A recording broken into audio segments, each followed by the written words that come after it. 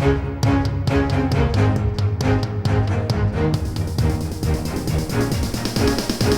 is the Washington Times front page for Thursday, November 9th, 2023. Thanks for joining us. I'm George Gerbo. Republicans are trying to place blame for this week's election losses as the party's stance on limiting abortion appears out of touch with the national electorate. Susan Ferricchio and Ramsey Touchberry report Republican losses in Virginia, Kentucky, Ohio, and Pennsylvania show abortion and the Supreme Court's overturning of Roe v. Wade last year remains a leading issue. Voters rejected the GOP's efforts to limit the procedure, even at 15 weeks, which some polls show Americans narrowly support.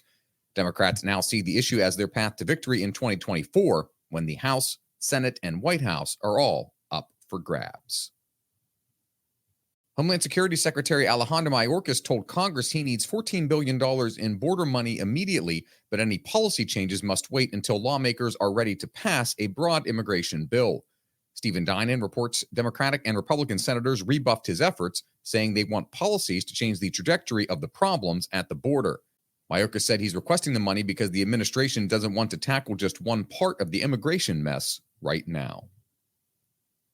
The National Zoo has parted ways with its popular giant pandas, ending the fuzzy bear's nearly 23-year stay in the nation's capital and potentially signaling the end of 50 years of panda diplomacy with China.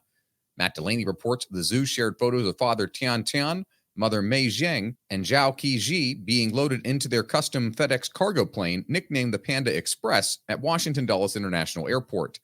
Zoo staff flew with the pandas on their 19-hour trip to the Wolong Panda Reserve in China, with one quick refueling stop in Anchorage, Alaska. Zoo spokesperson Annalisa Meyer said last month that discussions with the China Wildlife Conservation Association to develop a future China panda program would probably start after the pandas were returned.